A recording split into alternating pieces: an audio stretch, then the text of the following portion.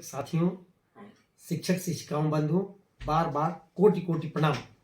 मैं देवेंद्र सिंह अपने official page से आपको बताना चाहता हूं कि आप बड़ी आज आसान्वित थे सुप्रीम कोर्ट के केस से। सुप्रीम कोर्ट और हाई कोर्ट आज तक जो करते रहा है हम लोग के पक्ष में विपक्ष में, वह सबने देखा है। मैं माननीय उच्च न्यायालय और उच्चतम न्यायालय के न्यायाधीश, सर्वोच्च न्यायाधीशों से मैं आग्रह करना चाहता हूं कि जरा उस दिन को भी आप याद करेंगे जिस दिन शशिकला के केस में तमिलनाडु के मुख्यमंत्री बनने वाली थी। रातों रात आपकी आंखें खुल गई थी। बिहार का वो दौर जब चौरंगपुर नरसंहार हुआ था और खुद chief justice Patna high court के उन्होंने स्वतः संज्ञान ले लिया था। क्या बिहार के 4 लाख नियोजित शिक्षक शिक्षिकाओं के साथ इतने बड़े घोर अपराध हो रहे हैं, संविधान के खिलाफ काम हो रहे हैं, क्या आपकी आंखें नहीं खुलती? मैं आप पर कोई सवाल नहीं करता, लेकिन आपको याद दिलाना चाहता हूं कि जिस तरह स्वतः आपने संज्ञान लिया, रातों रात न्यायालय को खोल दिया, 1 बजे रात में खोला गया और जजमेंट सुनाया गया, क्या वैसे मेरे मामले में नहीं कर सकते? बार बार जो डेट पर डेट डालते जा रहे हैं। कोर्ट का जो मामला है, सुप्रीम कोर्ट से कहा गया, हमारे एक शिक्षक साथी समरेंद्र बहादुर को मैं सलाम करता हूं जो व्यक्तिगत तौर पर इस केस को लड़ने का साहस दिखाया। पूर्व में भी लड़ने का जिस साथी ने दिल्ली में साहस दिखाया, लेकिन केस नहीं होना चाहिए जब से चक्कर, लेकिन हुआ भी तो अच्छा ही हुआ कि कम से कम उन लोगों ने संघर्ष करके दिखाया है। लेकिन सुप्रीम कोर्ट ने वही बात रटा रटाया कह दिया, बाकी मायने जो निकाले जा रहे हैं वो गलत ढंग से समझाए जा रहे हैं। सुप्रीम कोर्ट ने यही कहा आज के जजमेंट में, ऑर्डर में अपना, कि आप पूर्व में मैं भी इसको डिस्पोज कर चुका हूं। इस तरह का केस पटना न्यायालय में देखा जा रहा है, इसलिए पटना न्यायालय से जो जजमेंट आएगा उसके बाद ही मैं देख पाऊंगा, उनको देखने दीजिए पहले। तो ये रहा आज के न्यायालय का पूरा समीक्षात्मक रिपोर्ट। हो सकता है कुछ और बातें हो, पूरी जजमेंट पढ़ने के बाद भी आपको बताया जा सके, लेकिन मैं बता देना चाहता हूं कि विश्व का जो भी निर्णय हुआ संसद से नहीं हुआ, न्यायालय से नहीं हुआ, सड़कों पे संघर्ष के जरिए हुआ है। और बिहार के नियोजित शिक्षक संगठनों ने जो भी लिया है शिक्षक संघर्ष के बल पे लिया है।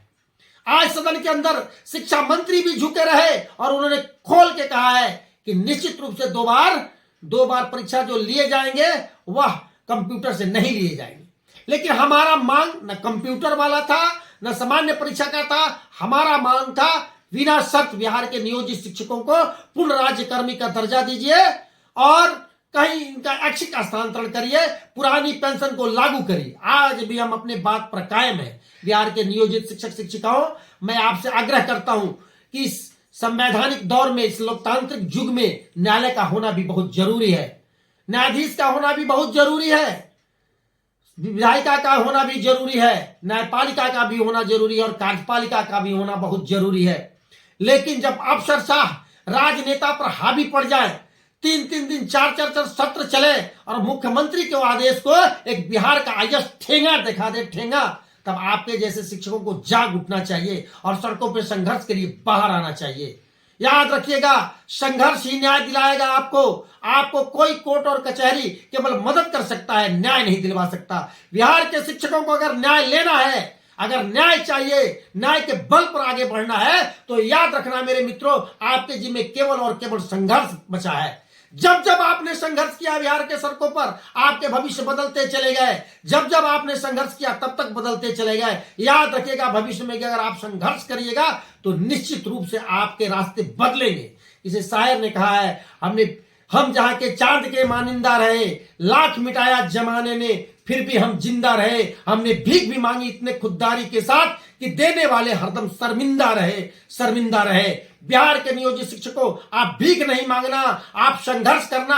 आपको कोई कुछ दे के आपसे जो है तो ऊंचा हो जाए, कभी ऊंचा नहीं हो सकता।